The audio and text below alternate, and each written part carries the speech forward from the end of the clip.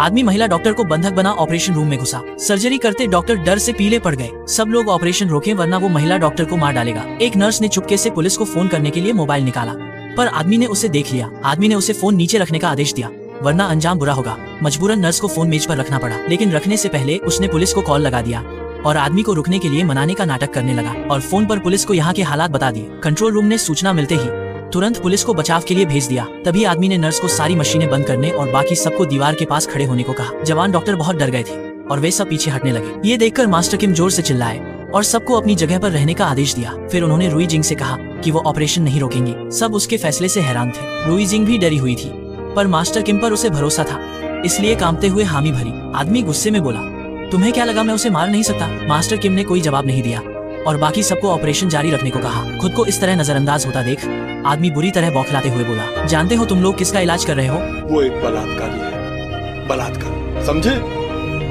जब मैं कुछ पैसे और कमाने के लिए देर रात तक पार्सल बांट रहा था घर के अंदर आकर। उस समय मेरी पत्नी दूसरे बच्चे से गर्भवती थी और मेरी बेटी केवल 10 साल की थी। क्या आपको पता है उस कमीने को कितनी सजा मिली?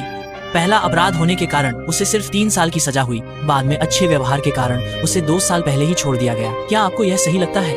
इस घटना के कारण मेरी पत्नी का गर्भपात हो गया। मेरी बेटी यारिन को जिंदगी भर कैथेटर के सहारे जीना होगा, लेकिन उस अपराधी कमीने को पैरोल पर छोड़ दिया गया। क्या इसमें कोई इंसाफ है? वहाँ मौजूद सभी लोग हैरान रह गए। उन्हें उम्मीद नहीं थी कि आदमी की कहानी इतनी दुखद होगी। मास्टर किम ने कहा कि मैं तुम्हारा दर्द समझता हूँ, तुम इसके साथ जो चाहो कर सकते हो, लेकिन पहले मेरी सर्जरी पूरी होने दो, क्योंकि अभी यह मेरा मरीज है। फिर मास्टर किम ने सभी को सर्जरी शुरू करने का आदेश दिया। यह देखकर आदमी लगभग टूट गया। वह हंसिया लहराकर हमला करने को था, पर दयालु होने के कारण निर्दोषों को चोट नहीं पहुंचाना चाहता था। अंत में वह मास्टर किम को आधा घंटा देने के लिए मान गया। जल्द ही मास्टर किम ने मरीज के शरीर से चाकू की नोक निकाल ली, लेकिन टांके लगाते समय वे अजीब तरह से रुके और फिर सर्जरी जारी रखी। तभी नर्स का फोन अचानक बजा, जिसमें उस आदमी की बेटी की आवाज सुनाई दी। पापा, क्या आप वहाँ हैं? पापा, जल्दी बाहर आ जाइए। मैं अभी मम्मी के साथ हूँ, मुझे थोड़ा डर लग रहा है। अपनी बेटी की आवाज सुनकर वह आदमी फूट फूट कर रोने लगा। अब मरीज की सर्जरी भी पूरी हो गई है। मास्टर किम ने आदमी को बताया कि मरीज की रीढ़ की नस डैमेज हो गई है। होश में आने पर भी वो पूरी तरह अपाहिज ही रहेगा। अगर तुम ऐसे घटिया इंसान के लिए कातिल बन गए तो तुम अपनी बेटी के बड़े होने का हर पल मिस कर दोगे। हमने डॉक्टर का फर्ज निभा दिया है, अब तुम जो चाहो कर सकते हो। फिर मास्टर किम नर्सों को लेकर ऑपरेशन थिएटर से बाहर चले गए। आदमी दरांती लेकर उस दरिंदे की ओर बढ़ा।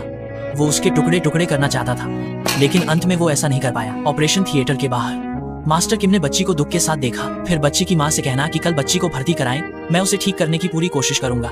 अंकल सच में एक बहुत अच्छे डॉक्टर हैं, मैं पक्का तुम्हें पूरी तरह ठीक कर दूंगा। रात को मास्टर किम उस दरिंदे की खिड़की के पास खड़े थे और कहा, शायद यही सबसे अच्छा अंजाम है।